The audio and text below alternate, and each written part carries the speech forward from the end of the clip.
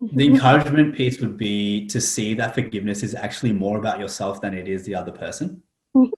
Because not forgiving someone is like drinking poison and then expecting somebody else to die, right? I'm sure you've heard that saying or some similar saying like that. But I think the encouragement is to understand that you actually forgiving is an act of doing something for you.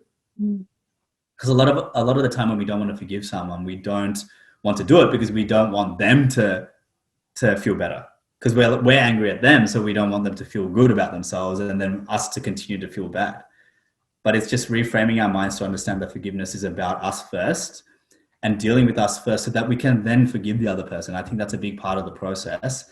We can't just forgive ourselves and then still be angry at the other person and like accept that as that's just the way it's going to be. I think it should be the journey of every human being to get to a place where we actually find love for that person again. But understand that that is a journey, and that's a journey within yourself of understanding what love truly is.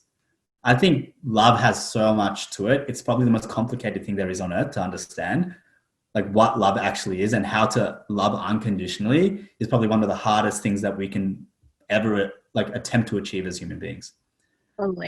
But understand as well that we're all collectively trying to move towards that same goal. So it is our duty to help other people to be able to do that as well. But sometimes we also need to know to let go of situations that aren't serving us in the moment and play the long game. Play the long game. Don't be so hard on yourself that like things aren't working out right now. Just keep working on you. Keep redefining what love is for you, working on it, becoming more of a loving person in your state of being as a state. And then eventually everything around you will fold out to come to love as well.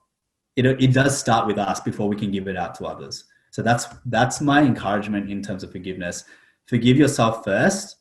Learn how to forgive within you for whatever you haven't forgiven yourself for. So then you can give that forgiveness to others.